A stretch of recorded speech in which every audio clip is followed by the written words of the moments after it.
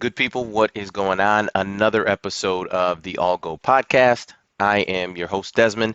Thank you so much for tuning in. Today, want to talk about two different coaches and how they are being talked about in the media. Um, First and foremost, want to talk about Coach Prime. Deion Sanders has taken the job at Colorado, obviously coming from Jackson State, and I think it is clear that it is a better job that Deion Sanders is taking.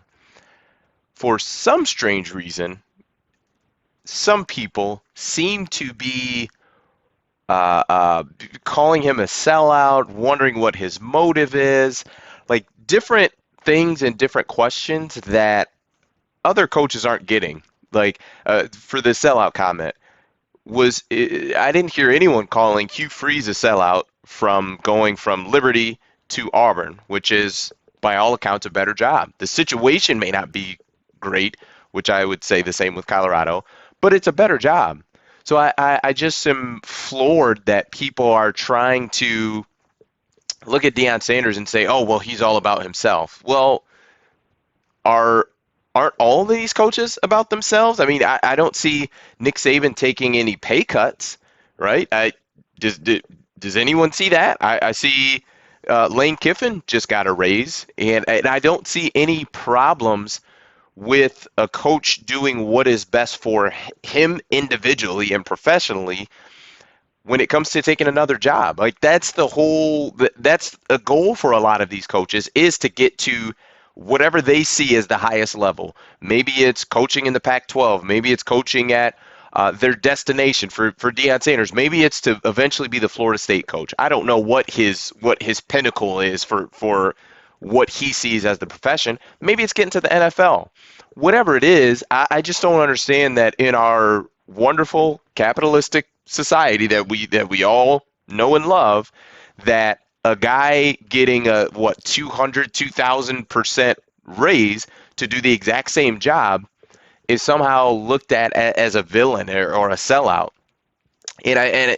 For people who are saying, well, he left Jackson State high and dry, I don't think that. I mean, that's up for interpretation, because a couple months ago, Deion Sanders was very clear that if a Power Five job came calling, now he didn't say if a Power Five job was open. He said if a Power Five job came calling, I have to listen. So he was very clear about that. And for people who say, well, he wanted to bring more attention to HBCUs and he didn't accomplish that goal. If you're one of those people and you feel that way, I would like you to tell me before in 2019 and previous, how often had you heard about or talked about Jackson State University? Some people, yes, you may have. If you are very, just aware of HBCUs, things of that nature. But I would imagine that the attention, just the media attention, all of those types of things increased. I'm not even sure you could measure it 30, 40 fold when Deion Sanders took that job, because they immediately started winning.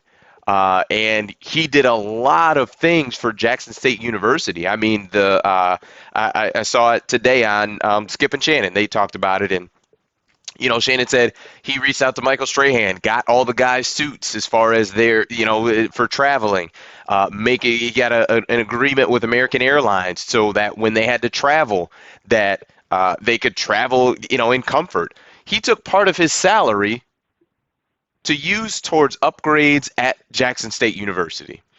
I'm an Alabama fan, but one thing I know for sure, Nick Saban isn't taking part of his salary for upgrades at the University of Alabama, because that program brings in enough money that they can pay for those things without Nick Saban having to dip into his pocket.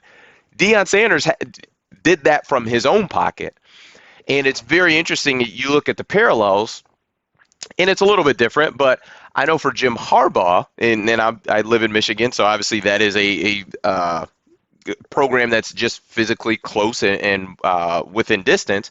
But in the COVID year, a lot of the coaches and things like that and administrators and staff at the University of Michigan, especially their football team, had to take pay cuts because, it was COVID. Just a lot was going on, obviously. Jim Harbaugh donated, and I think it was $1 million. I might be a little bit off on that. He donated like $1 million, let's call it $1 million plus, to help essentially make those staff members and things of that nature within the program, employees, to help make them whole. And that was an incredible thing. That was super selfless. That was awesome. That was incredible. And Jim Harbaugh, and it was looked upon in that way.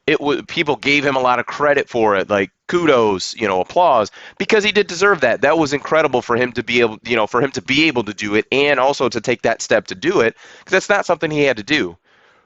But I didn't see anybody, applauding Deion Sanders the same way. And now it's a little bit different. I do get it, right? So Deion, the money that he donated or put towards the facilities, right? That's still in a roundabout way still going to benefit him, or would have had he stayed. So yes, that may be a little bit self-serving, but nonetheless, he didn't have to do it.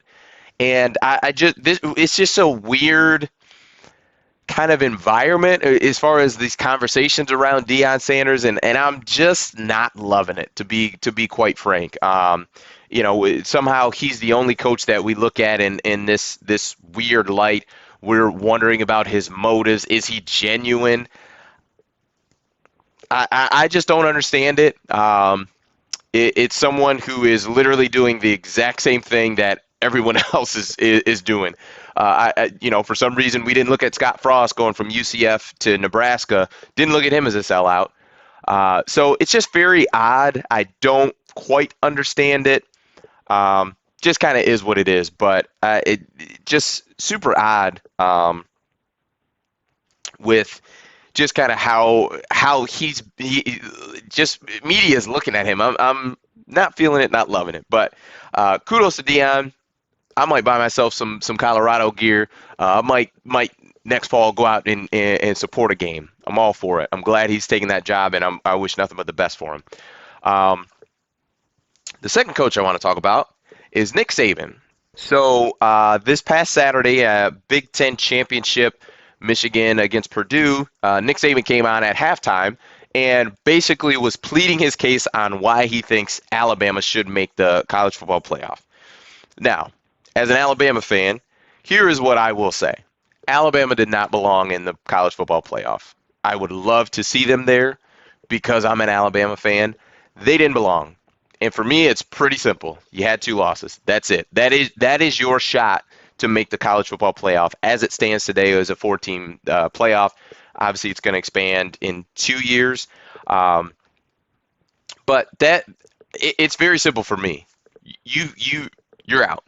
But there are a lot of people talking about, oh man, okay, so USC loses Friday night. That essentially opened the door and had Ohio State, who was 5, move into that 4 spot.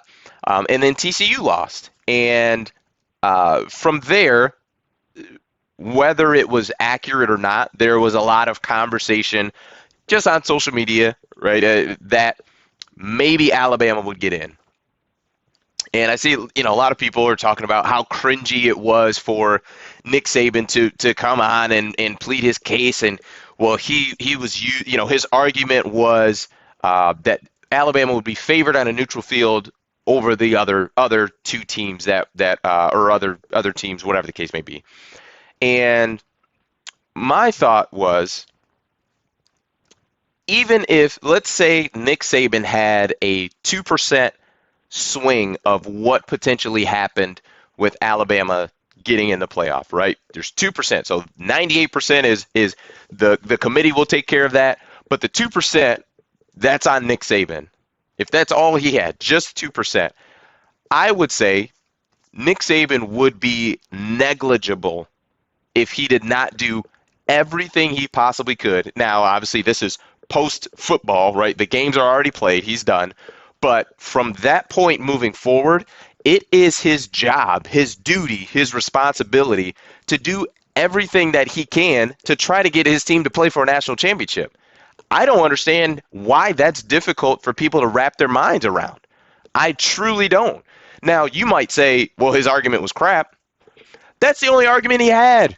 They lost 2 games. There's right? So he can't say, well, we're the best team. He can't say, look at our ranked wins. He can't say, right? All he could say is, on a neutral field, we'd be favored over TCU and Ohio State.